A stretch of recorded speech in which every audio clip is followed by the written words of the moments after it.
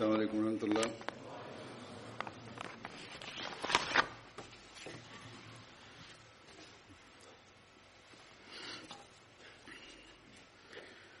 أشهد أن لا إله إلا الله وحده لا شريك له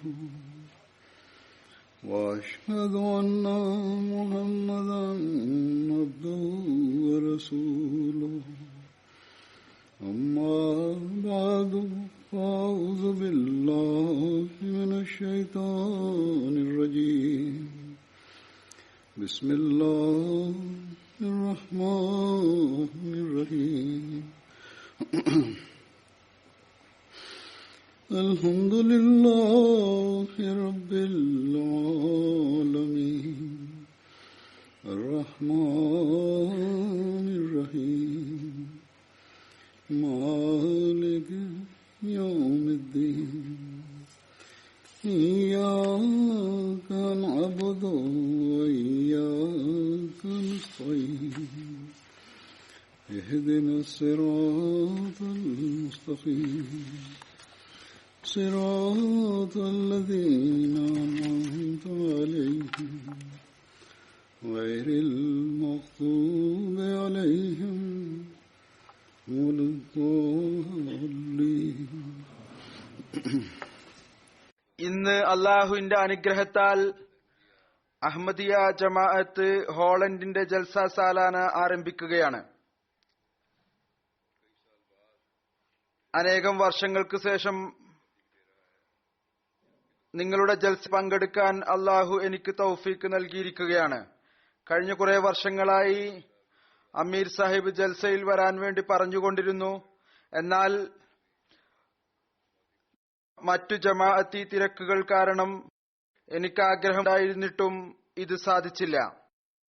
ഏതായിരുന്നാലും അള്ളാഹുവിന്റെ അനുഗ്രഹമാണ് അവൻ ഇന്ന് എനിക്ക് ഈ ജൽസയിൽ പങ്കെടുക്കാനുള്ള തൗഫീക്ക് നൽകിയിരിക്കുന്നു. കഴിഞ്ഞ ഏതാനും വർഷമായി ഹോളണ്ട് ജമാഅത്തിന്റെ അംഗസംഖ്യയിലും വർധനവുണ്ടായിട്ടുണ്ട്. 1/3 വർധനവ് തീർച്ചയായും ഉണ്ടായിട്ടുണ്ട്. ഒരുപാട് ആളുകൾ പാകിസ്ഥാനിൽ നിന്ന് ഹിജ്റത്ത് ചെയ്യുന്നു. കുറച്ച് പുതിയ ആളുകളും ജമാഅത്തിൽ പ്രവേശിച്ചു.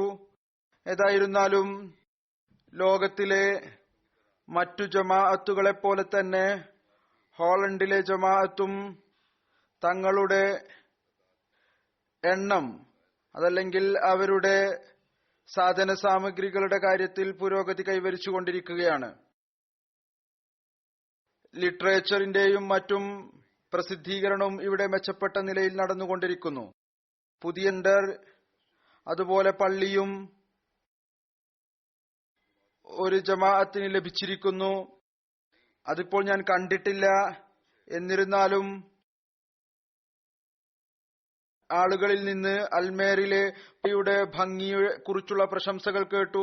വളരെ നല്ല പള്ളിയാണ് നിങ്ങൾ നിർമ്മിച്ചിരിക്കുന്നത്. ഇൻഷാ അല്ലാഹു തആല അടുത്ത ആഴ്ച അതിന്റെ ഉദ്ഘാടനം നടക്കും. ഔപചാരികമായ ഉദ്ഘാടനം. അവിടെ നമസ്കാരങ്ങളും ഇപ്പോഴും നടന്നുകൊണ്ടിരിക്കുന്നുണ്ട്. എന്നാൽ എപ്പോഴും ഓർത്തുകൊള്ളുക, ഈ അംഗസംഖ്യയിലുള്ള വർധനവ്, മിഷൻ സെന്ററുകളുടെ നിർമ്മാണം അതല്ലെങ്കിൽ പള്ളിയുടെ നിർമ്മാണം അപ്പോഴാണ് പ്രയോജനപ്പെടുക എപ്പോഴാണോ അതിന്റെ എല്ലാം ലക്ഷ്യങ്ങൾ പൂർത്തിയാക്കപ്പെടുന്നത്. അതുകൊണ്ട് ഇവിടെ താമസിക്കുന്ന ഓരോ അഹമ്മദികളും ആത്മപരിശോധന നടത്തേണ്ടതിന്റെ ആവശ്യമുണ്ട്. ഈ കാര്യത്തിന്റെ ആവശ്യകതയുണ്ട്. നോക്കുക, അന്വേഷിക്കുക, എന്താണ് ആ ലക്ഷ്യങ്ങൾ, ആ ഉദ്ദേശ്യം. നമ്മൾ ഹദ്റത്ത് മസീഹ് മൗഊദ് അലൈഹി സ്വലാത്തു വസ്സലാമിന്റെ ബൈഅത്തിൽ പ്രവേശിച്ചതിനു ശേഷം പൂർത്തിയാക്കേണ്ടതായിട്ടുള്ളത്. ഇതുപോലെ ഞാൻ പറയുകയുണ്ടായി, കഴിഞ്ഞ ഏതാനും വർഷമായി ഒരുപാട് അഹമ്മദികൾ ഹിജ്റത്ത് ചെയ്തും ഇവിടെ വന്നിട്ടുണ്ട്. ഇവിടെ ജമാഅത്തിന്റെ അംഗസംഖ്യയിലും വർധനവുണ്ടായിട്ടുണ്ട്. എന്തിനാണ് ഹിജ്റത്ത് ചെയ്തു വന്നത്? ഹിജ്റത്ത് ചെയ്തു വന്നത് പ്രത്യേകിച്ച് പാകിസ്ഥാനിൽ അഹമ്മദികൾക്ക് മതപരമായ സ്വാതന്ത്ര്യം ഇല്ല. അഹമ്മദികളെ മതത്തിന്റെ പേരിൽ പ്രയാസപ്പെടുത്തിക്കൊണ്ടിരിക്കുന്നു. അവരുടെ അവകാശങ്ങൾ ധ്വംസിച്ചുകൊണ്ടിരിക്കുന്നു. എന്തുകൊണ്ടെന്നാൽ അവർ കാലഘട്ടത്തിന്റെ ഇമാമിനെ റസൂലുള്ളാഹി സ്വല്ലല്ലാഹു അലൈഹി വസല്ലമയുടെ പ്രവചനവും കൽപ്പനയും അനുസരിച്ച് വിശ്വസിച്ചു. അതുകൊണ്ട് നമുക്ക് അള്ളാഹുവിന്റെ നാമം ഉച്ചരിക്കാനും അവനെ ആരാധിക്കുന്നതിൽ നിന്നും തടയുള്ള കാരണം നാം റസൂലുള്ളാഹി സ്വല്ലല്ലാഹു അലൈഹി വസല്ലമയുടെ സത്യസന്ധനായ പ്രേമിയെ എന്തിനു ബൈഅത്ത് ചെയ്തു എന്ന് ചോദിച്ചുകൊണ്ടാണ്. പള്ളികൾ നിർമ്മിക്കുന്ന കാര്യം അവിടെ നിൽക്കട്ടെ, നമുക്ക് നമ്മുടെ ആളുടെ തെർബീയത്തിനായി ജൽസയും അതുപോലെ ഇജ്തിമായും സംഘടിപ്പിക്കുന്നതിൽ നിന്ന് പോലും തടയുന്നു. വീടുകളിൽ പോലും നിയമപരമായി നോക്കുകയാണെങ്കിൽ നമുക്ക് നമസ്കരിക്കാൻ സാധിക്കുകയില്ല. ബലിപ്പെരുന്നാൾ ദിവസം നമുക്ക് മൃഗങ്ങളെ ബലി നൽകാൻ സാധ്യമല്ല. കാരണം നിയമം അതിന് അനുവാദം നൽകുന്നില്ല. അതിന്റെ പേരിൽ കേസുകൾ നടക്കുന്നു. ഈ ഒരു കാരണം പറയുന്നു, നാമധാരികൾ പണ്ഡിതന്മാരുടെയും അവരുടെ കൂട്ടാളികൾക്കും അത് കാരണം അവരുടെ വികാരം വ്രണപ്പെടുന്നു. അത്തരം സാഹചര്യത്തിൽ ഒരുപാട് അഹമ്മദികൾ ഹിജ്റത്ത് ചെയ്തുകൊണ്ട് പാകിസ്ഥാനിൽ നിന്ന് മറ്റ് രാജ്യങ്ങളിൽ എവിടെയാണോ മതസ്വാതന്ത്ര്യം ഉള്ളത് അവിടേക്ക് പോകുന്നു. അങ്ങനെ ഹിജ്റത്ത് ചെയ്തിരിക്കുന്നു. നിങ്ങളിലും ഇവിടെ ഹിജ്റത്ത് ചെയ്തു വന്നവർ, അവർക്ക് ഇവിടെ മതസ്വാതന്ത്ര്യവും ഉണ്ട്, സാമ്പത്തികവും സാമൂഹികവുമായിരിക്കുന്ന നിലയിൽ തങ്ങളുടെ അവസ്ഥയെ മെച്ചപ്പെടുത്താനുള്ള അവസരങ്ങളും ലഭിച്ചുകൊണ്ടിരിക്കുന്നു. അതുകൊണ്ട് ഓരോ അഹമ്മദിയും ആരാണോ ആ വിലക്കുകളിൽ നിന്നെല്ലാം സ്വതന്ത്രമായിക്കൊണ്ട് ജീവിതം കഴിച്ചുകൂട്ടുന്നത്, ഏതൊന്നാണോ അവർക്ക് പാകിസ്ഥാനിൽ ഉണ്ടായിരുന്നത്, പ്രത്യേകിച്ച് ഈ ഒരു കാരണം കൊണ്ട് മാത്രം മുമ്പത്തേക്കാൾ കൂടുതലായി അള്ളാഹുവിന് നന്ദി പ്രകടിപ്പിക്കുന്നവരായി തീരേണ്ടതാണ്. ഹദ്റത്ത് മസീഹ് മൗഊദ് അലൈഹി സ്വലാത്തു വസ്സലാമിന്റെ ബൈഅത്തിൽ പ്രവേശിച്ചതിന്റെ കടമകൾ നിർവഹിക്കുന്നതിനായി അങ്ങേയറ്റത്തെ പരിശ്രമം നടത്തേണ്ടതായിട്ടുണ്ട്.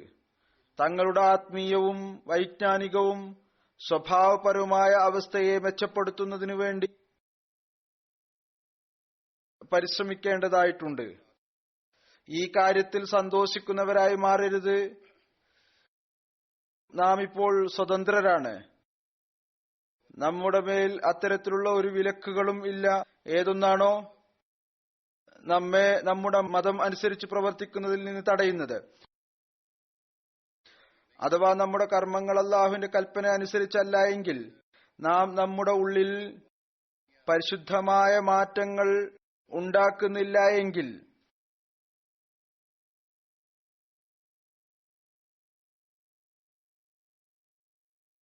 അള്ളാഹുവിന്റെയും അവന്റെ റസൂലിന്റെയും സ്നേഹത്തിന്റെ പ്രകടനം മുമ്പത്തേക്കാൾ കൂടുതലായി നമ്മളിൽ നിന്ന് പ്രകടമാകുന്നില്ല എങ്കിൽ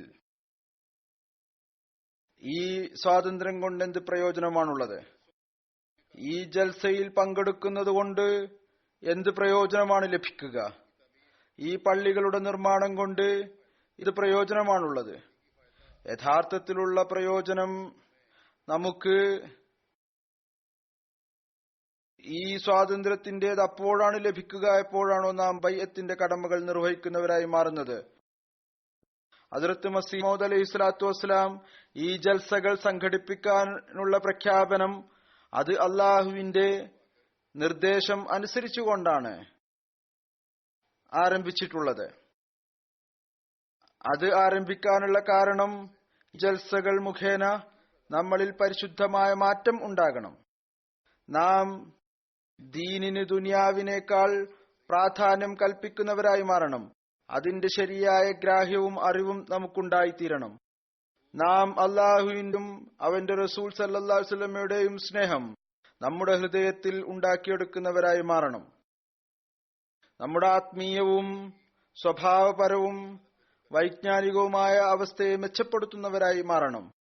അതിനുവേണ്ടി എല്ലാ സാധ്യമായ വിധത്തിലും പരിശ്രമിക്കുന്നവരായി തീരണം. ഹദ്റത്ത് മസീഹ് മൗഊദ് അലൈഹി സ്വലാത്തു വസ്സലാം ഒരു സ്ഥലത്ത് ജൽസയുടെ ഉദ്ദേശ ലക്ഷ്യങ്ങൾ വിവരിച്ചുകൊണ്ട് പറയുന്നു,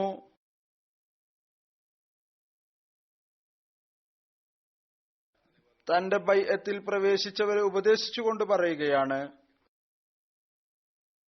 ബൈഅത്തിന്റെ പരമ്പരയിൽ പ്രവേശിച്ച എല്ലാ മുഖ്ലിസീങ്ങളും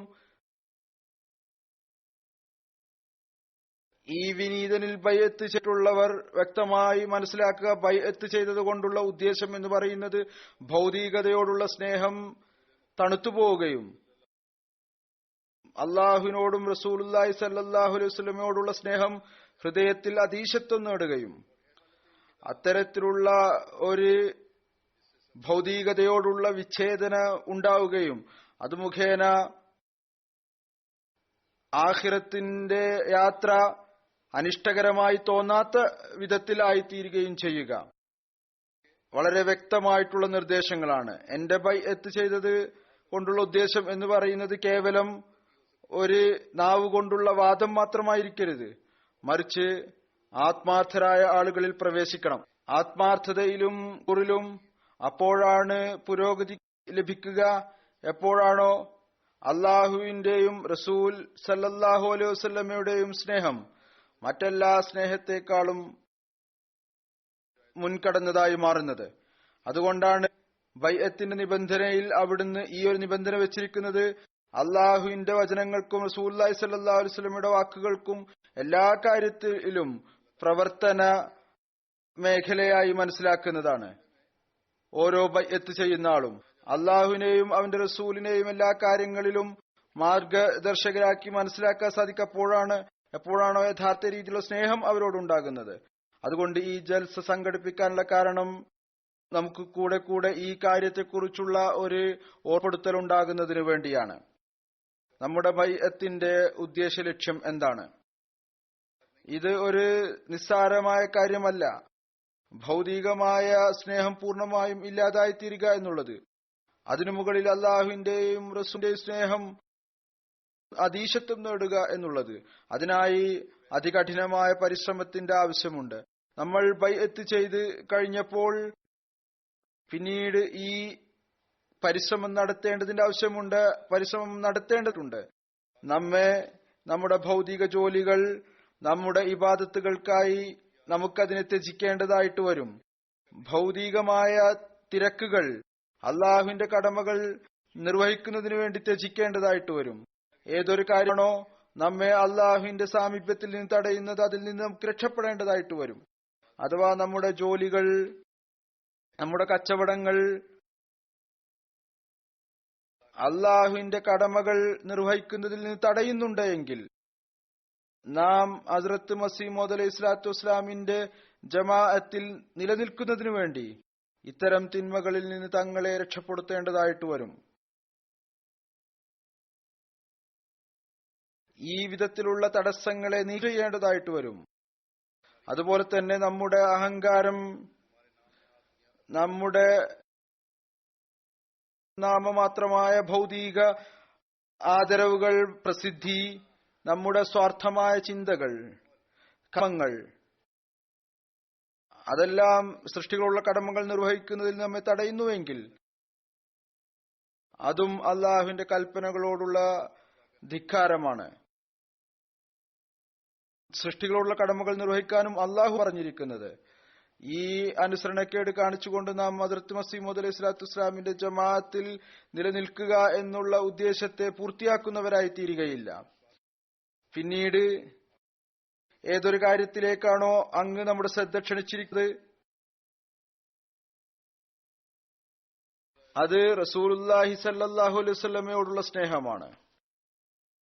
അവിടുന്ന് വളരെ വ്യക്തമായ നിലയിൽ പറഞ്ഞു തരികയുണ്ടായി, റസൂലുള്ളാഹി സ്വല്ലല്ലാഹു അലൈഹി വസല്ലമയോടുള്ള സ്നേഹം എല്ലാ മനുഷ്യരോടും ഉള്ള സ്നേഹത്തെക്കാൾ കൂടുതലായിരിക്കേണ്ടതാണ്, അതിനെല്ലാം മുകളിലായിരിക്കേണ്ടതാണ്. കാരണം അള്ളാഹുവിലേക്ക് ഇനി റസൂലുള്ളാഹി സ്വല്ലല്ലാഹു അലൈഹി വസല്ലം മുഖേനയല്ലാതെ എത്താൻ സാധിക്കുകയില്ല. അങ്ങയുടെ കൽപ്പനകൾ അനുസരിച്ച് പ്രവർത്തിച്ചുകൊണ്ട്, അങ്ങയുടെ സുന്നത്ത് അനുസരിച്ച് ചരിച്ചുകൊണ്ട് മാത്രമേ അള്ളാഹുവിലേക്ക് എത്തിച്ചേരാൻ സാധിക്കുകയുള്ളൂ. ദുആയുടെ സ്വീകാര്യത, അതുപോലെ തന്നെ ശുഭപര്യവസാനം, അതിനുള്ള മാധ്യമം റസൂലുള്ളാഹി സ്വല്ലല്ലാഹു അലൈഹി വസല്ലം മാത്രമാണ് ഇപ്പോൾ ഉള്ളത്. ഹദ്റത്ത് മസീഹ് മൗഊദ് അലൈഹി സ്വലാത്തു വസ്സലാം പറയുന്നു, നോക്കുക, അല്ലാഹു വിശുദ്ധ ഖുർആനിൽ പറയുന്നു, ഖുൽ ഇൻ കുൻതും തുഹിബ്ബൂനല്ലാഹ ഫത്തബിഊനി യുഹിബ്ബുകുമുല്ലാഹ്. അഥവാ നീ പറയുക, ജനങ്ങളെ, നിങ്ങൾ അല്ലാഹുവിനെ സ്നേഹിക്കുന്നുണ്ടെങ്കിൽ എന്നെ അനുധാവനം ചെയ്യുക. ഈ വിധത്തിൽ അവനും നിങ്ങളെ സ്നേഹിക്കുന്നതായിരിക്കും.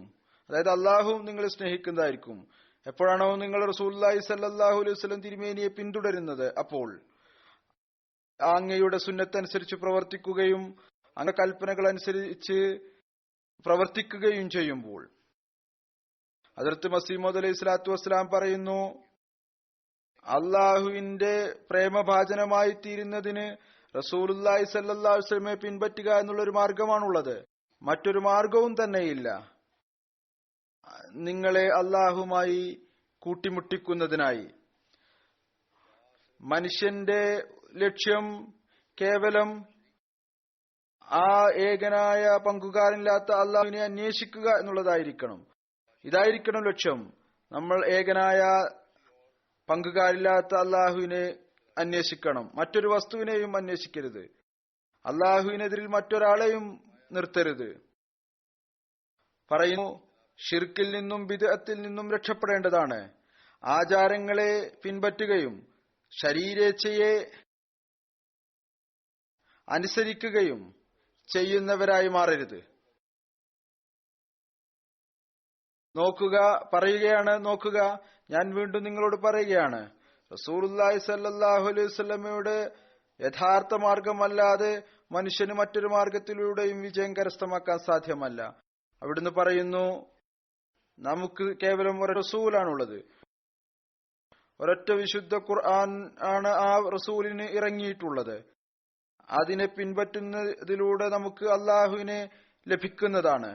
നിങ്ങൾ ഓർത്തുകൊള്ളുക, വിശുദ്ധ ഖുർആനും റസൂലുള്ളാഹി സ്വല്ലല്ലാഹു അലൈഹി വസല്ലമയെ പിൻപറ്റുക എന്നുള്ളതും നമസ്കാരവും നോമ്പും ഏതൊന്നാണോ സുന്നത്തായ രീതിയിലുള്ളത്, അതല്ലാതെ അള്ളാഹുവിന്റെ അനുഗ്രഹവും ബർക്കത്തുകളുടെയും കവാടം തുറക്കുന്നതിനുള്ള ഒരു താക്കോലും ഇല്ല. ഇതല്ലാതെ മറ്റൊരു മാർഗവും ഇല്ല.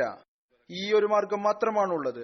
ഈ അനുഗ്രഹം കരസ്ഥമാക്കുന്നതിനായി റസൂലുള്ളാഹി സ്വല്ലല്ലാഹു അലൈഹി വസല്ലമയോടുള്ള സ്നേഹവും ഈ സ്നേഹം മുഖേന റസൂലുള്ളാഹി സ്വല്ലല്ലാഹു അലൈഹി വസല്ലമയുടെ കൽപ്പനകൾ അനുസരിച്ച് ചരിക്കുക എന്നുള്ളതും നിർബന്ധമാണ്. അതില്ല എങ്കിൽ ഹദ്റത്ത് മസീഹ് മൗഊദ് അലൈഹി സ്വലാം വ്യക്തമായും പറയുന്നു, പിന്നീട് എന്നെ ബൈഅത്ത് ചെയ്യുന്നതും നിരർത്ഥകമാണ്. നിങ്ങൾ ഇവിടെ ജൽസയിൽ ഒരുമിച്ച് കൂടിയതും നിരർത്ഥമാണ്. മസീഹ് മൗഊദ് അലൈഹി സ്വലാത്തു വസ്സലാം പറയുകയുണ്ടായി, ഞാൻ അള്ളാഹുവിന്റെ ആ പ്രേമഭാജനത്തിൽ അനുരക്തനാണ്.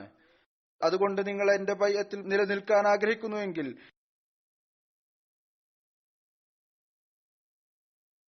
എന്റെ പ്രേമജനത്തെ സ്നേഹിക്കേണ്ടത് നിങ്ങളെ സംബന്ധിച്ചിടത്തോളം നിർബന്ധമാണ്.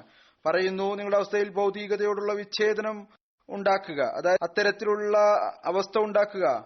ലോകത്തിലെ വിനോദങ്ങളിൽ നിന്നും അതിന്റെ വർണ്ണശബളതയിൽ നിന്നും നിങ്ങളെ മാറ്റി നിർത്തുന്നതാകണം അത്. നിങ്ങളുടെ ഓരോ കാര്യവും അള്ളാഹുവിനും അവന്റെ റസൂൽ സല്ലല്ലാഹു അലൈഹി വസല്ലമയുടെയും കൽപ്പനകൾക്ക് കീഴിലായി മാറണം. നിശ്ചയമായും ഭൗതികത കരസ്ഥമാക്കുക എന്നത് ഭൗതികമായ കച്ചവടങ്ങളിൽ ഏർപ്പാടുകളിലും ഏർപ്പെടുക എന്നുള്ളത് തെറ്റല്ല. സഹാബാക്കൾ അതെല്ലാം ചെയ്യാറുണ്ടായിരുന്നു. സഹാബ റിസ്വാനുല്ലാഹി അലൈഹിം ചെയ്യുമായിരുന്നു, കച്ചവടം ചെയ്യുമായിരുന്നു. വലിയ വലിയ കച്ചവടങ്ങൾ അവർക്കുണ്ടായിരുന്നു. അവരും ലക്ഷങ്ങളുടെയും കോടികളുടെയും കച്ചവടം നടത്തുകയും ഇടപാടുകൾ നടത്തുകയും ചെയ്തിരുന്നു. ലക്ഷക്കണക്കിന് കോടിക്കണക്കിന്റെ സ്വത്തിന്റെ ഉടമസ്ഥരായിരുന്നു അവർ. എന്നാൽ അള്ളാഹുവിനോടും അവന്റെ റസൂലിനോടുമുള്ള സ്നേഹം അവരിൽ അതീശത്വം നേടിയിരുന്നു. അവരെപ്പോഴും ഈ ഒരു വ്യാകുലതയിലാണ് ഉണ്ടായിരുന്നത്. നാം അള്ളാഹുവിനോടുള്ള ഇബാദത്തിന്റെ കടമകളും നിർവഹിക്കണം, റസൂലുള്ളാഹി സ്വല്ലല്ലാഹു അലൈഹി വസല്ലമയുടെ കൽപ്പനകളെ പിൻപറ്റുകയും ചെയ്യണം. അവർക്ക് ഈ ഒരു വ്യാകുലതയാണ് ഉണ്ടായിരുന്നത്. ഞങ്ങളിൽ നിന്ന് അത്തരത്തിലുള്ള ഏതെങ്കിലും ഒരു പ്രവൃത്തി ഉണ്ടാകുമോ, അത് മുഖേന ഞങ്ങളുടെ പ്രേതവൻ ഞങ്ങളോട് നീരസപ്പെടുമോ? ഇപ്പോൾ ഞാൻ ഖുതുബയിൽ സഹാബാക്കളെ കുറിച്ചാണ് പറഞ്ഞുകൊണ്ടിരിക്കുന്നത്. ഒരുപാട് സഹാബാക്കൾ ഉദാഹരണങ്ങൾ ലഭിക്കുന്നു. അവരുടെ ഇബാദത്തുകൾ ഏതു വിധത്തിലായിരുന്നു? അവർ റസൂൽ തിരുമേനി സല്ലല്ലാഹു അലൈഹി വസല്ലമയെ അനുസരിക്കുന്നതിന്റെ നിലവാരം എന്തായിരുന്നു? അവരുടെ സ്നേഹത്തിന്റെ വികാരം ഏതു വിധത്തിലായിരുന്നു?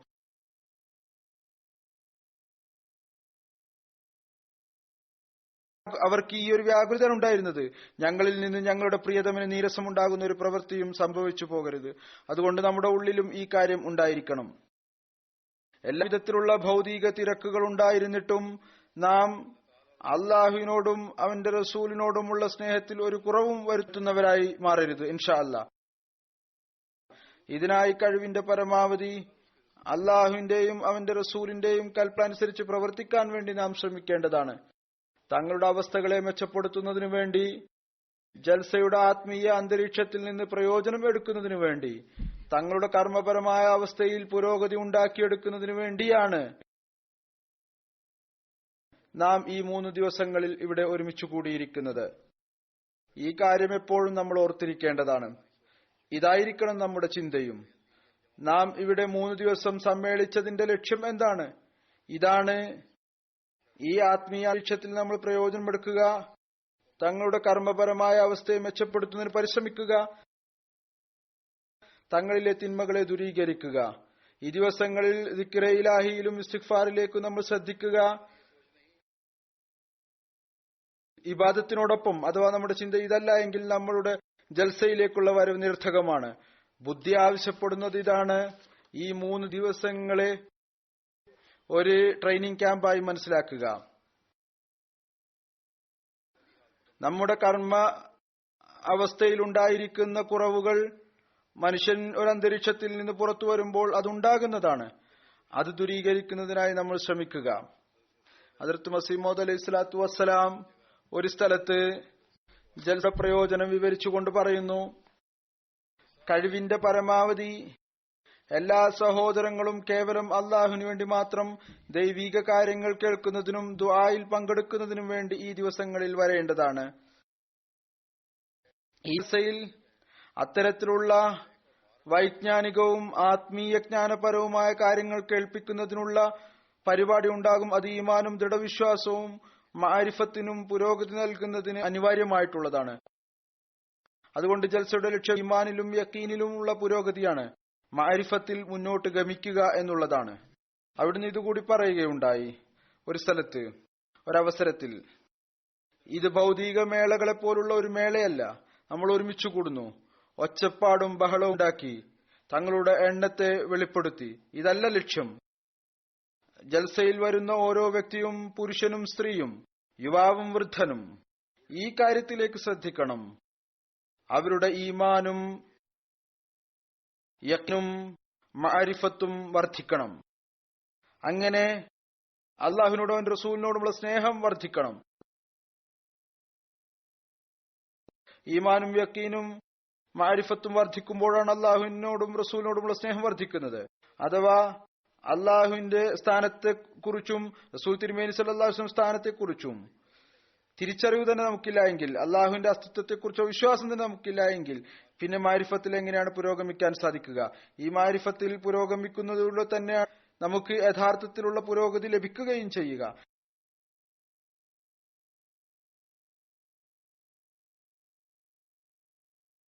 അതുകൊണ്ട് നാം ഒരു ഭംഗിക്ക് വേണ്ടി ഒരു സ്ഥലത്ത് ഒരുമിച്ച് കൂടിയിരിക്കുകയാണെന്ന് വിചാരിക്കരുത്. അതും ഇതും പറഞ്ഞ് സമയം കഴിച്ചുകൂട്ടി തിരിച്ചു പോകുന്നവരായി നാം മാറരുത്. അഥവാ ഇതാണ് ചിന്ത എങ്കിൽ, ഏതുപോലെ ഞാൻ മുമ്പും പറഞ്ഞു കഴിഞ്ഞു, ജൽസയിൽ വരുന്നത് നിരർത്ഥകമാണ്. ഹദ്റത്ത് മസീഹ് മൗഊദ് അലൈഹി സ്വലാത്തു വസ്സലാം നന്മകൾ പ്രവർത്തിക്കുന്നതിലേക്ക് ശ്രദ്ധ ക്ഷണിച്ചുകൊണ്ട് അതിൽ അള്ളാഹുവിനോടുള്ള കടമകൾ നിർവഹിക്കപ്പെടുന്നതിന്റെ നന്മകളുമുണ്ട്. അതുപോലെ തന്നെ അള്ളാഹുവിന്റെ സൃഷ്ടികളോടുള്ള കടമ നിർവഹിക്കുന്നതിന്റെ നന്മകളുമുണ്ട്. അതിനെക്കുറിച്ച് പറയുന്നു, നന്മകൾ കേവലം അള്ളാഹു തൃപ്തിപ്പെടണം എന്ന ഉദ്ദേശത്തോടു കൂടി ചെയ്യണം. അവന്റെ തൃപ്തി കരസ്ഥമാക്കണം. അവന്റെ കൽപ്പനകൾ അനുസരിക്കപ്പെടണം. ഇതിന് പ്രതിഫലം ലഭിക്കുമോ ഇല്ല എന്ന കാര്യം പരിഗണിക്കാതെ. ഇതാണ് യഥാർത്ഥത്തിലുള്ള സ്നേഹത്തിന്റെ ഫിലോസഫി. അള്ളാഹുവിനോടുള്ള സ്നേഹം ആവശ്യപ്പെടുന്നത് നാം അവന്റെ കൽപ്പനകൾ അനുസരിച്ച് പ്രവർത്തിക്കണം. അതിൽ ഇബാദത്തുകൾ ഉൾപ്പെടും, അള്ളാഹു സൃഷ്ടികളോടുള്ള കടമകളും ഉൾപ്പെടും. ഈ കൽപ്പനകൾ അനുസരിച്ച് പ്രവർത്തിക്കേണ്ടത്, അതിനു പകരമായി അള്ളാഹു പ്രതിഫലം നൽകും എന്നതുകൊണ്ടായിരിക്കരുത്. അള്ളാഹു ഏതെങ്കിലും ഒരു നല്ല കാര്യത്തെ പ്രതിഫലം നൽകാതെ വെറുതെ വിടുകയില്ല. തീർച്ചയായും അവൻ പ്രതിഫലം നൽകുന്നതാണ്. എന്നാൽ യഥാർത്ഥ ഈമാൻ ആവശ്യപ്പെടുന്നത് ഇതുപോലെ അവിടുന്ന് പറയുകയുണ്ടായി, നന്മ ചെയ്യുന്നത് എന്ന് പറയുന്നത് നമുക്ക് എന്തെങ്കിലും ലഭിക്കും എന്ന ഉദ്ദേശത്തോടു കൂടി ആയിരിക്കരുത്. മറിച്ച് അത് നന്മ പ്രവർത്തിക്കേണ്ടത് നമ്മുടെ അള്ളാഹു നമ്മോട് നന്മ ചെയ്യാൻ വേണ്ടി പറഞ്ഞിരിക്കുന്നു എന്നതുകൊണ്ടായിരിക്കണം. അവിടുന്ന് പറയുന്നു, ഈമാൻ എപ്പോഴാണ് പൂർത്തിയാവുക? എപ്പോഴാണോ ഈ ആശങ്കയും ധാരണയും ഇല്ലാതായിത്തീരുന്നത്, പ്രതിഫലം ലഭിക്കുമോ ഇല്ലയോ എന്നീ ചിന്തകൾ അതിലകപ്പെടാതിരിക്കുക. അഥവാ ഇങ്ങനെ ചിന്തിക്കുകയാണെങ്കിൽ ഈമാൻ പൂർണ്ണമാവുകയില്ല. പറയുന്നു, എന്നിരുന്നാലും ഈ കാര്യം സത്യമാണ്, അള്ളാഹു ഏതെങ്കിലും ഒരു നന്മയെയും പാഴാക്കി കളയില്ല. ഇന്നല്ലാഹ ലാ യുദീഉ അജ്റൽ മുഹ്സിനീൻ. അള്ളാഹു മുഹ്സിനീങ്ങളുടെ പ്രതിഫലം ഒരിക്കലും തന്നെ പാഴാക്കി കളയുകയില്ല. പറയുന്നു, എന്നാൽ നന്മ ചെയ്യുന്നവർ പ്രതിഫലത്തെ ഒരിക്കലും തന്നെ മുന്നിൽ വെക്കരുത്. അതുകൊണ്ട് യഥാർത്ഥത്തിലുള്ള നന്മ ഇതാണ്, ഒരു വിധത്തിലുള്ള ആഗ്രഹവും സമ്മാനവും പ്രതീക്ഷിക്കാതെ പ്രവർത്തിക്കുക. ഈ തത്വത്തെ മുന്നിൽ വെച്ചുകൊണ്ട് നാം മനുഷ്യരോടും നല്ല നിലയിൽ പെരുമാറുക, പരസ്പരമുള്ള കടമകൾ നിർവഹിക്കാനും പരിശ്രമിക്കുക. അത് നാം ചെയ്യുന്നത് അള്ളാഹുവിന്റെ കൽപ്പനയുണ്ട് എന്നതുകൊണ്ടായിരിക്കണം. പരസ്പരം നല്ല നിലയിൽ പെരുമാറുക റസൂലുള്ളാഹി സ്വല്ലല്ലാഹു അലൈഹി വസല്ലമയുടെ കൽപ്പനയുണ്ട്, അങ്ങയുടെ സുന്നത്താണ്, അങ്ങയുടെ നിർദ്ദേശങ്ങളാണ്. പരസ്പരമുള്ള കടമകൾ നിർവഹിക്കാൻ വേണ്ടി പരിശ്രമിക്കുക, ഉന്നത സ്വഭാവങ്ങൾ പ്രകടിപ്പിക്കുക. മനുഷ്യരിൽ നിന്ന് അതിനുള്ള പ്രതിഫലം ലഭിച്ചില്ലെങ്കിലും ശരി, അള്ളാഹു തീർച്ചയായും ഈ നന്മക്കുള്ള പ്രതിഫലം നൽകുന്നതാണ്. നമ്മുടെ അള്ളാഹു അത്തരം പെരുമാറ്റം നമ്മോട് കാണിക്കുമ്പോൾ എത്രമാത്രം നമ്മുടെ ഈ ഉത്തരവാദിത്വം വർദ്ധിക്കുന്നു. അവന്റെ പ്രീതി കരസ്ഥമാക്കുന്നതിനായി നാം എല്ലാ കാര്യങ്ങളും അനുസരിച്ച് പ്രവർത്തിക്കണം. ഏതൊന്നാണോ അനുസരിച്ച് പ്രവർത്തിക്കാൻ നമ്മോട് കൽപ്പിക്കപ്പെട്ടിരിക്കുന്നത്, ആ എല്ലാ തിന്മകളിൽ നിന്ന് നാം രക്ഷപ്പെടുക. ഏതിൽ നിന്ന് രക്ഷപ്പെടാനാണോ അവൻ നമ്മോട് കൽപ്പിച്ചിട്ടുള്ളത്. ഇവിടെ വന്നുകൊണ്ട് ഈ രാജ്യങ്ങളിൽ വന്ന്, പുരോഗമന രാജ്യങ്ങളിൽ വന്ന് നാം നമ്മുടെ അവസ്ഥകളിൽ സ്വാതന്ത്ര്യത്തിന്റെ പേരിൽ എല്ലാവിധത്തിലുള്ള നിരർത്ഥക കാര്യങ്ങളും വീണുകിടക്കുന്ന ഈ അന്തരീക്ഷത്തിൽ വന്നുകൊണ്ട് നാം നമ്മുടെ അവസ്ഥകളെ നിരീക്ഷിച്ചു കൊണ്ടിരിക്കേണ്ടതിന്റെ ആവശ്യം വളരെ അധികമായിട്ടുണ്ട്. ചില സമയത്ത് സമൃദ്ധി നന്മകൾ ചെയ്യുന്നതിന് തടസ്സമായി മാറുന്നു. അവസ്ഥകൾ മെച്ചപ്പെടുമ്പോൾ ആളുകൾ തങ്ങളുടെ ഭൂതകാലം മറന്നുപോകുന്നു. നാം വിചാരിക്കുന്നു, ഇന്ന ഭൗതികമായ ജോലി അഥവാ നമ്മൾ ചെയ്തിട്ടില്ല എങ്കിൽ നമുക്ക് നഷ്ടമുണ്ടാകും. എന്നാൽ അള്ളാഹു പറയുന്നു, റിസ്ക് നൽകുന്നവൻ അള്ളാഹുവാണ്. ഈ കാര്യം പൊതുവിൽ ഭൗതികരായ ആളുകളിൽ കാണാൻ സാധിക്കുന്നു. അവർ ഈ കാര്യത്തിലേക്ക് ശ്രദ്ധിക്കുന്നു, അവർക്കൊരു നഷ്ടവും ഉണ്ടാകരുത്. എന്നാൽ അള്ളാഹുവിനുള്ള കടമകൾ അവർ നിർവഹിക്കുകയാണ്. ഈ കാര്യത്തിൽ നിർഭാഗ്യവശാൽ നമ്മളിൽപ്പെട്ട ചിലരും ഉൾപ്പെടുന്നുണ്ട്. തങ്ങളുടെ നമസ്കാരങ്ങളെ തങ്ങളുടെ ജോലിക്ക് വേണ്ടി അവർ ത്യജിക്കുന്നു. നമസ്കാരത്തിന്റെ സമയമായി കഴിഞ്ഞാൽ ഒരു ഭാഗത്ത് ജോലിയുണ്ട് എങ്കിൽ നമസ്കാരം ഉപേക്ഷിക്കുകയോ, ചില സമയത്ത് ചിലർ പിന്നീട് നമസ്കാരം ജമ്മായി നമസ്കരിക്കുന്നു, ചിലർ നമസ്കരിക്കുക തന്നെ ചെയ്യുകയില്ല, മറന്നുപോകുന്നു. എന്നാൽ ഭൗതികമായ ജോലി ഒരിക്കലും ഉപേക്ഷിക്കുകയില്ല. ഈ കാര്യങ്ങളിൽ നിന്ന് രക്ഷപ്പെടാൻ നമ്മൾ പരിശ്രമിക്കേണ്ടതാണ്. അല്ലെങ്കിൽ അത്രമാത്രം വേഗതവൽക്കരിക്കുന്നു, ഇതുപോലെ ഒരു കടമ തോളിൽ നിന്ന് ഇറക്കി വെക്കണം. ഏതുപോലെ ഞാൻ മുമ്പും പറഞ്ഞു കഴിഞ്ഞിട്ടുണ്ട്, ഇത് അള്ളാഹുവിനോടുള്ള സ്നേഹമല്ല, ഇത് ഈ ലോകത്തോടുള്ള സ്നേഹത്തിന്റെ പ്രകടനമാണ്. അതുകൊണ്ട് ഹദ്റത്ത് മസീഹ് മൗഊദ് അലൈഹി സ്വലാത്തു വസ്സലാമിന്റെ ബൈഅത്തിന്റെ കടമകൾ നിർവഹിക്കണമെന്നുണ്ട് എങ്കിൽ അള്ളാഹുവിന്റെ ഇബാദത്തിന്റെ കടമകൾ നിർവഹിക്കേണ്ടതിന്റെ ആവശ്യമുണ്ട്. ഹദ്റത്ത് മസീഹ് മൗഊദ് അലൈഹി സ്വലാത്തു വസ്സലാം ഈ കാര്യത്തിലേക്ക് നമ്മുടെ ശ്രദ്ധയെ ക്ഷണിച്ചിട്ടുണ്ട്. ഈ യാഥാർത്ഥ്യത്തെ മനസ്സിലാക്കുക. ഇബാദത്തുകൾ അള്ളാഹുവിനോടുള്ള വ്യക്തിപരമായ സ്നേഹത്തിൽ വിഭൂഷിതരായിക്കൊണ്ട് അനുഷ്ഠിക്കുക, ഇതാണ് യഥാർത്ഥത്തിലുള്ള കാര്യം. അള്ളാഹുവിന്റെ ഇബാദത്തുകൾ അനുഷ്ഠിക്കുക എന്നത് കടമയാണ് എന്ന നിലയിലായിരിക്കരുത്. മറിച്ച് ആ കടമയിൽ വ്യക്തിപരമായ ഒരു സ്നേഹം ഉണ്ടാവുക, അതിൽ വിഭൂഷിതരായിക്കൊണ്ട് ഇബാദത്തുകൾ അനുഷ്ഠിക്കുക. അങ്ങനെ വ്യക്തിപരമായ സ്നേഹത്തിൽ ഇബാദത്തുകൾ അനുഷ്ഠിക്കപ്പെടുമ്പോൾ പിന്നീട് ഭൗതികമായ എല്ലാ ഉദ്ദേശങ്ങളും ഇല്ലാതായും പിന്നീട് ദീനിന് ദുനിയാവിനേക്കാൾ മുൻഗണന നൽകുക എന്നുള്ളതിന്റെ യാഥാർത്ഥ്യം വെളിപ്പെടുന്നതായിരിക്കും. ഭൗതികമായ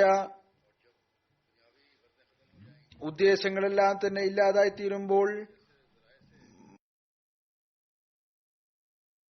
അള്ളാഹു പിന്നീട് അത്തരത്തിലുള്ള മാർഗത്തിലൂടെ റിസ്ക് നൽകുന്നതാണ്. മനുഷ്യന്റെ ഊഹങ്ങളിൽ പോലും അതിനെക്കുറിച്ചുള്ള ധാരണ ഉണ്ടാവുകയില്ല. ഇതുപോലെ അള്ളാഹു പറയുന്നു, വമൻ യത്തഖില്ലാഹ യജ്അൽ ലഹു മഖ്റജൻ വയർസുഖുഹു മിൻ ഹൈസു ലാ യഹ്തസിബ്. ആരാണോ അള്ളാഹുവിന്റെ തഖ്വ സ്വായത്തമാക്കുന്നത്, വമൻ യത്തഖില്ലാഹ യജ്അൽ ലഹു മഖ്റജൻ, ആരാണോ അള്ളാഹുവിന്റെ തഖ്വ സ്വായത്തമാക്കുന്നത്, അള്ളാഹു അയാൾക്കായി ഏതെങ്കിലും തരത്തിലുള്ള മാർഗം തുറന്നു നൽകുന്നതായിരിക്കും. അയാൾക്ക് ആ ഭാഗത്ത് നിന്ന് റിസ്ക് നൽകുന്നതാണ്. ആ ഭാഗത്ത് നിന്ന് റിസ്ക് ലഭിക്കുന്നതിനെ കുറിച്ചുള്ള ചിന്ത പോലും അയാൾക്കുണ്ടാവുകയില്ല. ഹദ്റത്ത് മസീഹ് മൗഊദ് അലൈഹി സ്വലാത്തു വസ്സലാം ഇതിനെ വിശദീകരിച്ചുകൊണ്ട് പറയുന്നു, സമൃദ്ധിയുടെ അടിസ്ഥാനം തഖ്വയാണ്. വീണ്ടും പറയുന്നത് തികച്ചു സത്യമാണ്. അള്ളാഹു തന്റെ ദാസരെ ഒരിക്കലും പാഴാക്കി കളയുകയില്ല. അവരെ മറ്റുള്ളവരുടെ മുമ്പിൽ കൈനീട്ടുന്നതിൽ നിന്ന് രക്ഷപ്പെടുത്തുകയും ചെയ്യുന്നു. പറയുന്നു, ഞാൻ ഉറച്ചു വിശ്വസിക്കുന്നു, അഥവാ ഒരാൾ യഥാർത്ഥത്തിലുള്ള മുത്തക്കിയാണ് എങ്കിൽ അയാളുടെ 7 തലമുറകൾ വരെ അള്ളാഹു അനുഗ്രഹങ്ങളും കാരുണ്യവും ചൊരിയുന്നതാണ്. എന്നാൽ നിർഭാഗ്യവശാൽ ആരെങ്കിലും അത്തരത്തിലുള്ള പ്രവർത്തികൾ ചെയ്താലൊഴികെ അത് ഏത് മുഖേനയാണോ അള്ളാഹുവിന്റെ അനുഗ്രഹത്തിൽ സ്വയം നിഷേധിക്കപ്പെട്ടവരായി അവർ മാറുന്നത്. അവിടുന്ന് പറയുന്നു, മനുഷ്യൻ എല്ലാവിധത്തിലുള്ള മാധ്യമങ്ങളെയും ഇടനിലക്കാരെയും നശിപ്പിച്ചുക. എന്തെല്ലാം മാധ്യമങ്ങളും ഇടനിലക്കാരുമാണ് അതിനെ നശിപ്പിച്ചു കളയുക. കേവലം ദൈവിക സ്നേഹത്തിന്റെ മാധ്യമത്തെ മാത്രം അവശേഷിപ്പിക്കുക. ഒരൊറ്റ മാർഗം, ഒരു വഴി, ഒരു മാധ്യമം, അതുമാത്രമാണ് ബാക്കിയുള്ളത്. അത് മുഖേന നിങ്ങളെല്ലാം തന്നെ കരസ്ഥമാക്കാൻ സാധിക്കുമെന്ന് മനസ്സിലാക്കുക. അതാണ് ദൈവസ്നേഹത്തിന്റെ മാധ്യമം. അവിടുന്ന് പറയുന്നു, സത്യമാണ്, ആരാണോ അള്ളാഹുവിന്റേതായിത്തീരുന്നത്, അള്ളാഹു അയാളുടേതായിത്തീരുന്നു. വീണ്ടും പറയുന്നു, നിങ്ങളിൽ അള്ളാഹുവിന്റെ ബർക്കത്തുകളും അവന്റെ റഹ്മത്തിന്റെ അടയാളങ്ങളും ഇറങ്ങുന്നത് പോലെ നിങ്ങളായി മാറുക. പറയുന്നു, ഏതൊരാളാണോ അയാളുടെ ആയുസ് പ്രാപിക്കുന്നതിന്റെ ലക്ഷ്യം കേവലം ഇഹലോകത്തിലെ ആനന്ദവും അനുഭൂതിയുമാണോ, അയാളുടെ ആയുസ് കൊണ്ട് എന്ത് പ്രയോജനമാണ് ഉണ്ടാകുന്നത്? അയാളുടെ ഉദ്ദേശം ഇതാണ്, എനിക്ക് ആയുസ് ലഭിച്ചാൽ ഈ ലോകത്തിലെ സുഖ സൗകര്യങ്ങളും അനുഭൂതിയും എനിക്ക് ലഭിക്കണം. അതുകൊണ്ട് എന്ത് പ്രയോജനമാണുള്ളത്? അതിൽ അള്ളാഹുവിന്റെ ഭാഗമായി ഒന്നും തന്നെയില്ല. പറയുന്നു, അയാൾ തന്റെ ആ ലക്ഷ്യം നല്ല ഭക്ഷണം കഴിക്കണം, മതിയാകുന്ന വിധത്തിൽ ഉറങ്ങുകയും ഭാര്യയും മക്കളും നല്ല ഭവനവും കുതിരയും മറ്റും വെക്കുക, അല്ലെങ്കിൽ നല്ല തോട്ടങ്ങൾ ഉണ്ടാകുക, നല്ല വിളവുണ്ടാവുക എന്നതിൽ അവസാനിപ്പിക്കുന്നു. അയാൾ കേവലം തന്റെ ദാസനും വയറിന്റെ അടിമയുമാണ്. അത്തരം ആളുകൾ അള്ളാഹുവിന്റെ ദാസരല്ല, അവനെ ആരാധിക്കുന്നവരല്ല. മറിച്ച് ദാസൻ എന്ന് പറയാൻ തന്നെ സാധിക്കുകയില്ല. കേവലം വ്യക്തിപരമായ ഉദ്ദേശത്തെക്കുറിച്ച് മാത്രമാണ് പറയുന്നത്. അയാൾ ഉദ്ദേശം എന്ന് പറയുന്നത്, എനിക്ക് ധനം ഉണ്ടാകണം, എനിക്ക് വീടുണ്ടാകണം, എന്റെ പക്കൽ കാറുണ്ടാകണം. പണ്ട് കാലങ്ങളിൽ കുതിരയാണ് ഉണ്ടായിരുന്നത്. കുതിരയുടെ ഉദാഹരണമാണ്. ഇന്നത്തെ കാലഘട്ടത്തിലാണ് ഈ കാറുകളാണ്. നല്ല നല്ല തരത്തിലുള്ള കാറുകൾ ഉണ്ടായിരിക്കണം. ഇതായിരിക്കരുത് ലക്ഷ്യം. ഇതിൽ നിന്ന് പ്രയോജനം എടുക്കണം. അല്ലാഹു നിഅമത്ത് നൽകിയിട്ടുണ്ടെങ്കിൽ അതിന് പ്രയോജനം തീർച്ചയായും എടുക്കേണ്ടതാണ്. എന്നാൽ ലക്ഷ്യം കേവലം ഇത് മാത്രമാണ് എങ്കിൽ പറയുന്നു, അങ്ങനെയാണെങ്കിൽ അയാൾ ഇതിന്റെ ആരാധകനാണ്, ഇതിന്റെ ദാസനാണ്, അതിനെയാണ് അയാൾ ആരാധിക്കുന്നത്. പറയുന്നു, അത്തരത്തിലുള്ള വ്യക്തി അള്ളാഹുവിന്റെ ദാസനാണെന്നും അള്ളാഹുവിനെ ആരാധിക്കുന്നവനാണെന്നും പറയാൻ സാധിക്കുകയില്ല. മറിച്ച് അയാൾ തന്റെ സ്വാർത്ഥമായ ലക്ഷ്യത്തെക്കുറിച്ചാണ് പറഞ്ഞുകൊണ്ടിരിക്കുന്നത്. പറയുന്നു, അയാൾ തന്റെ ലക്ഷ്യവും ഉദ്ദേശവും ആരാധകനും എല്ലാം തന്നെ കേവലം ശരീരേച്ഛയും ശാരീരിക അനുഭൂതിയെയുമായി നിശ്ചയിച്ചിരിക്കുകയാണ്. ഇതാണ് അയാളുടെ ആഗ്രഹങ്ങൾ. എന്നാൽ അള്ളാഹു മനുഷ്യ സൃഷ്ടിപ്പിന്റെ ആത്യന്തികമായ ലക്ഷ്യം, അതിന്റെ അടിസ്ഥാന ഉദ്ദേശം കേവലം അവന്റെ ഇബാദത്ത് മാത്രമാണെന്ന് വിവരിച്ചിരിക്കുന്നു. ഇതുപോലെ അള്ളാഹു പറയുന്നു, വമാ ഖലഖ്തുൽ ജിന്ന വൽ ഇൻസ ഇല്ലാ ലിയഅ്ബുദൂൻ, ഞാൻ ജിന്നിനെയും ഇൻസിനെയും കേവലം എന്നെ ആരാധിക്കുന്നതിന് വേണ്ടിയല്ലാതെ സൃഷ്ടിച്ചിട്ടില്ല. പറയുന്നു, അതുകൊണ്ട് ഇത് തീരുമാനിച്ചിരുന്നു, വിധിക്കപ്പെട്ടിരിക്കുന്നു, കേവലം ദൈവീക ആരാധന മാത്രമായിരിക്കണം ലക്ഷ്യം. ഈ ഉദ്ദേശത്തിനായി ആയിരിക്കണം എല്ലാവിധത്തിലുള്ള ഫാക്ടറികളും തുറന്നിരിക്കുന്നത്. എന്നാൽ ഇതിനെതിരിൽ മറ്റു പല ഉദ്ദേശങ്ങളും മറ്റു പല ആഗ്രഹങ്ങളുമാണുള്ളത്. എന്നാൽ ലോകത്ത് ഇപ്പോൾ എന്താണ് നടന്നുകൊണ്ടിരിക്കുന്നത്? തികച്ചും ഇതിനെതിരാണ് നടന്നുകൊണ്ടിരിക്കുന്നത്, ഇതിന് വിരുദ്ധമായി നടത്തിക്കൊണ്ടിരിക്കുന്നത്. ഈ ഒരു ലക്ഷ്യത്തിന് പകരം മറ്റു പല ഉദ്ദേശങ്ങളും ലക്ഷ്യങ്ങളുമാണ്. ഭൗതികതയിൽ വീണിരിക്കുന്നു, മറ്റനെ പല വിധത്തിലുള്ള ആഗ്രഹങ്ങളാണുള്ളത്. അള്ളാഹുവിനെ കരസ്ഥമാക്കണം എന്നുള്ള ആഗ്രഹത്തെക്കാൾ കൂടുതലായി ഭൗതികതയുള്ള ആഗ്രഹമാണ്. ഈ കാര്യങ്ങൾ നമ്മെ അങ്ങേയറ്റം ഭയപ്പെടുത്തുന്നതും ചിന്തിപ്പിക്കുന്നതുമായിരിക്കണം. എങ്ങനെയാണ് നമ്മുടെ ജീവിതത്തിന്റെ ലക്ഷ്യം കരസ്ഥമാക്കുന്നവരായി തീരാൻ സാധിക്കുക? കേവലം ഈ ലോകത്തിലെ ജീവിതത്തെ മാത്രം കുറിച്ച് ചിന്തിക്കാതിരിക്കുക. നമ്മുടെ അധ്വാനം, നമ്മുടെ പ്രയത്നങ്ങൾ കേവലം ഈ ലോകം കരസ്ഥമാക്കുന്നതിന് മാത്രമായി ആകരുത്. മറിച്ച് നമ്മൾ നമ്മുടെ ജീവിത യഥാർത്ഥ ലക്ഷ്യം കരസ്ഥമാക്കുന്നതിന് വേണ്ടി നമ്മുടെ എല്ലാവിധത്തിലുള്ള കഴിവുകളും ഉപയോഗപ്പെടുത്തിക്കൊണ്ട് പരിശ്രമിക്കേണ്ടതാണ്. ഈ രാജ്യങ്ങളിൽ വന്നുകൊണ്ട് നാം അള്ളാഹുവിന്റെ അനുഗ്രഹങ്ങളെ കരസ്ഥമാക്കുന്നതിനു വേണ്ടി പരിശ്രമിക്കേണ്ടതും അവനോടുള്ള കടമകൾ അനുഷ്ഠിക്കുന്നവരായി മാറുകയും ചെയ്യേണ്ടതാണ്. നമ്മുടെ എല്ലാവിധത്തിലുള്ള കഴിവുകളും പ്രവർത്തന തലത്തിൽ കൊണ്ടുവരേണ്ടതാണ്. ഈ രാജ്യങ്ങളിൽ വന്നുകൊണ്ട് നാം അള്ളാഹുവിന്റെ അനുഗ്രഹങ്ങളെ കരസ്ഥമാക്കാൻ ആകർഷിച്ചെടുക്കാൻ വേണ്ടി ശ്രമിച്ചുകൊണ്ട് അവനോടുള്ള ആരാധനയുടെ കടമകൾ നിർവഹിക്കുന്നവരായി തീരുക. നമ്മുടെ ഉദ്ദേശങ്ങളും നമ്മുടെ ആഗ്രഹങ്ങളും മറ്റു പലതും ആകരുത്. ഇതുപോലെ മുസ്ലിം പറഞ്ഞുവോ, മറിച്ച് നാം നമ്മുടെ സൃഷ്ടാവിനെ തിരിച്ചറിയുന്നവരെ മാറിക്കൊണ്ട് തങ്ങളുടെ സൃഷ്ടിപ്പിന്റെ കടമയുടെ നിർവഹണത്തിനു വേണ്ടി പരിശ്രമിക്കുക. ഈ കാലഘട്ടത്തിൽ ഏതൊരു ലക്ഷ്യത്തിനു വേണ്ടിയാണോ അള്ളാഹു ഹദ്റത്ത് മസീഹ് മൗഊദ് അലൈഹി സ്വലാത്തു വസ്സലാമിനെ നിയോഗിച്ചയച്ചിരിക്കുന്നത്, അത് പൂർത്തിയാക്കുന്നവരായി മാറുക. ഹദ്റത്ത് അഖ്ദസ് മസീഹ് മൗഊദ് അലൈഹി സ്വലാത്തു വസ്സലാം പറയുന്നു, ഞാൻ അയക്കപ്പെട്ടിരിക്കുന്നത് ഈമാനെ ദൃഢപ്പെടുത്തുന്നതിനു വേണ്ടിയാണ്, സുദൃഢമാക്കുന്നതിനു വേണ്ടിയാണ്, അള്ളാഹുവിന്റെ അസ്തിത്വം ആളുകൾക്ക് തെളിയിച്ചു കൊടുക്കുന്നതിനു വേണ്ടിയാണ്. കാരണം എല്ലാ സമൂഹത്തിന്റെയും വൈജ്ഞാനികമായ അവസ്ഥ അങ്ങേറ്റം ബലഹീനപ്പെട്ടുള്ളതാണ്. പരലോക ജീവിതത്തെ കേവലം ഒരു കഥ മാത്രമായിട്ടാണ് മനസ്സിലാക്കുന്നത്. മരണാനന്തര ജീവിതത്തെ ഒന്നും തന്നെ ആയി മനസ്സിലാക്കുന്നില്ല. വിചാരിക്കുന്ന ഒരു കഥയാണ് എന്നുള്ളതാണ്. ഓരോ മനുഷ്യനും തന്റെ കർമ്മപരമായ അവസ്ഥ കൊണ്ട് പറഞ്ഞു തരുന്നു ഏതുപോലുള്ള വിശ്വാസം അയാൾ ഈ ലോകത്തെക്കുറിച്ചും അതിന്റെ സദസ്സുകളെയും സാധനങ്ങളെയും കുറിച്ച് പുലർത്തുന്നുവോ, ഏതുപോലുള്ള ദൃഢവിശ്വാസം ഭൗതിക വസ്തുക്കളെ കുറിച്ചുണ്ടോ, ഈ ഒരു വിശ്വാസവും ഉറപ്പും ഒരിക്കലും തന്നെ അയാൾക്ക് അള്ളാഹുലും പരലോകത്തെ കുറിച്ചും ഇല്ല. അതിൽ നിന്ന് ഒന്നാണ് പറഞ്ഞുകൊണ്ടിരിക്കുന്നത്. എന്നാൽ ഹൃദയത്തിൽ ഭൗതികതയോടുള്ള സ്നേഹം നിറഞ്ഞിരിക്കുകയാണ്. നാവിൽ അള്ളാഹുവിന്റെ പേരാണ്, എന്നാൽ ഹൃദയത്തിൽ ഭൗതികതയോടുള്ള സ്നേഹമാണ്. ഈ അതീശത്വത്തിന്റെ പ്രകടനം കർമ്മങ്ങളിലൂടെ വെളിപ്പെടുകയും ചെയ്യുന്നു. അവിടുന്ന് പറയുന്നു, യഹൂദികളിൽ ദൈവസ്നേഹം തണുക്കുകയുണ്ടായപ്പോൾ മസീഹ് വന്നു അവരെ ദീനിലേക്ക് കൊണ്ടുവരുന്നതിനു വേണ്ടി, അള്ളാഹുലേക്ക് കൊണ്ടുവരുന്നതിനു വേണ്ടി. എന്നാൽ ഇപ്പോൾ എന്റെ കാലഘട്ടത്തിലും ഇതേ അവസ്ഥയാണുള്ളത്. അതുകൊണ്ട് ഞാനും നിയോഗിക്കപ്പെട്ടിരിക്കുന്നത് ഈമാന്റെ കാലഘട്ടം വീണ്ടും വരുന്നതിനു വേണ്ടിയാണ്, ഹൃത്തിൽ തഖ്വ ഉണ്ടാകുന്നതിനു വേണ്ടിയാണ്. ഇന്ന് നമ്മുടെ ജോലിയാണ് അങ്ങയുടെ ബൈഅത്തിനോടുള്ള കടമകൾ നിർവഹിച്ചുകൊണ്ട് നമ്മെ സ്വയം അള്ളാഹുവിന്റെ സ്നേഹത്തിൽ മുന്നോട്ട് കുതിക്കുന്നവരാക്കി മാറ്റുകയും തൗഹീദിനെ ഹൃദയങ്ങളിൽ രൂഢമൂലമാക്കുകയും അള്ളാഹുവിനോടും അവന്റെ റസൂലിനോടുമുള്ള സ്നേഹത്തിനെതിരിൽ ലോകത്തിലെ സുഖവും സൗകര്യങ്ങളും ഒന്നും വരാതിരിക്കാൻ വേണ്ടി ശ്രമിക്കുകയും തങ്ങളുടെ ഉള്ളിൽ ഈ ഒരു മാറ്റങ്ങൾ ഉണ്ടാക്കിയെടുത്തുകൊണ്ട് ഈ സമൂഹത്തെയും അള്ളാഹുവിന്റെ സമീപത്തിലേക്ക് കൊണ്ടുവരാൻ വേണ്ടി ശ്രമിക്കുക. ഈ ലോകം അള്ളാഹുവിന്റെ അസ്തിത്വത്തെ അംഗീകരിക്കുന്നത് നിഷേധിച്ചുകൊണ്ടിരിക്കുകയാണ്. ഓരോ വർഷവും വളരെ വലിയ തോതിൽ ആളുകൾ അള്ളാഹുവിന്റെ അസ്തിത്വത്തെ നിഷേധിക്കുന്നവരായി മാറിക്കൊണ്ടിരിക്കുകയാണ്, മതത്തെ ഉപേക്ഷിച്ചുകൊണ്ടിരിക്കുകയാണ്. ക്രിസ്തു മതത്തിലും അതുപോലെ തന്നെ മറ്റു മതങ്ങളിലും ഒക്കെ ഇതുണ്ട്. ചില സമയങ്ങളിൽ മുസ്ലിങ്ങൾക്കിടയിലും ഇങ്ങനെ സംഭവിക്കുന്നു.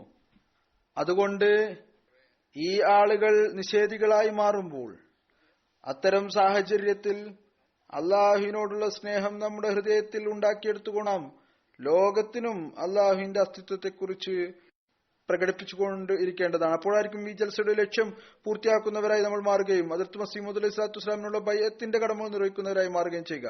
കേവലം തങ്ങളുടെ ഉള്ളിൽ അള്ളാഹുവിനോടുള്ള സ്നേഹവും അവന്റെ റസൂലിനോടുള്ള സ്നേഹവും ഉണ്ടാക്കിയെടുക്കുക എന്നുള്ളത് മാത്രമല്ല, ഇത്ര ജോലിയല്ല നമ്മുടേതുള്ളത്, ഇതിനേക്കാൾ വലിയ ജോലിയാണ് നമുക്കുള്ളത്. മറിച്ച് തങ്ങളുടെ തലമുറകളിലും തങ്ങളുടെ മക്കളിലും അള്ളാഹുവിനോടുള്ള സ്നേഹവും അവന്റെ റസൂലിനോടുള്ള സ്നേഹവും ഉണ്ടാക്കിയെടുക്കുന്നതിനായി നാം കഴിവിന്റെ പരമാവധി പരിശ്രമിക്കേണ്ടതാണ്. അതുപോലെ തന്നെ ഞാൻ ഇപ്പോൾ പറയുകയുണ്ടായി, ലോകത്തെയും അള്ളാഹുവിന്റെ അസ്തിത്വത്തെക്കുറിച്ച് ബോധ്യപ്പെടുത്തേണ്ടതായിട്ടുണ്ട്. ഹദ്റത്ത് മസീഹ് മൗഊദ് അലൈഹി സ്വലാത്തു വസ്സലാമിന്റെ ബൈഅത്തിൽ വന്നുകൊണ്ട് അങ്ങയുടെ മിഷനെ, അങ്ങയുടെ ലക്ഷ്യത്തെ മുന്നോട്ട് നയിക്കുക എന്നുള്ളതും നമ്മുടെ കൂടി ഉത്തരവാദിത്വമാണ്. അള്ളാഹു നമുക്കതിനുള്ള തൗഫീക്ക് നൽകുമാറാകട്ടെ. ഈ ജൽസയുടെ ദിവസങ്ങളിൽ തങ്ങളുടെ ഇബാദത്തുകളുടെ നിലവാരത്തെ ഉയർത്താൻ വേണ്ടിയും അതിൽ സ്ഥിരചിത്തത കൈവരിക്കുന്നതിനും വേണ്ടി നാം അത് ചിലവാക്കുന്നവരായി മാറണം. അള്ളാഹുവിനും അവന്റെ റസൂലിനോടുമുള്ള സ്നേഹം എപ്പോഴും അതിൽ പുരോഗതി കൈവരിക്കുന്നവരായി മാറണം. ഭൗതികമായിട്ടുള്ള ആഗ്രഹങ്ങൾ ഒരിക്കലും നമ്മുടെ മേൽ അധീശത്വം നേടാൻ പാടില്ല. എന്നാൽ ഇതെല്ലാം തന്നെ അള്ളാഹുവിന്റെ അനുഗ്രഹം ഇല്ലാതെ ഒരിക്കലും സാധ്യമല്ല എന്ന കാര്യം ഓർത്തിരിക്കേണ്ടതാണ്. അതുകൊണ്ട് അവന്റെ അനുഗ്രഹത്തെ ആകർഷിക്കുന്നതിനായി ഒരുപാട് ദുആയുടെ ആവശ്യമുണ്ട്. ഈ കാര്യത്തിലേക്ക് വളരെയധികം ശ്രദ്ധിക്കേണ്ടതിന്റെ ആവശ്യമുണ്ട്. അള്ളാഹു നമുക്കതിനുള്ള തൗഫീക്ക് നൽകുമാറാകട്ടെ.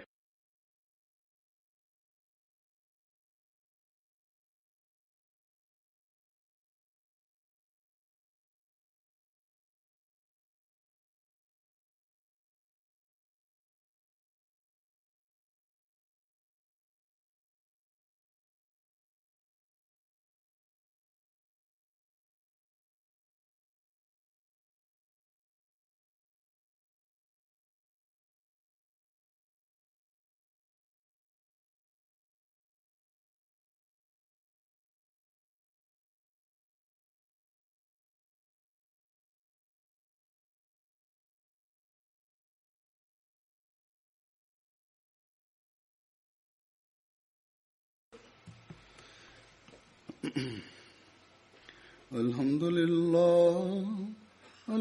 لله نحمده ونستعينه ونستغفره ونؤمن به ونتوكل عليه ونعوذ بالله من شرور أنفسنا ومن سيئات أعمالنا من يهده الله فلا مضل له ومن يضلل فلا هادي له ونشهد أن لا إله إلا الله ونشهد أن محمدا عبده ورسوله عباد الله رحمكم الله إن الله يأمر بالعدل والإحسان وإيتاء ذي القربى وينهى عن الفحشاء والمنكر والبغي يعظكم لعلكم تذكرون اذكروا الله يذكركم وادعوه يستجب لكم ولذكر الله أكبر.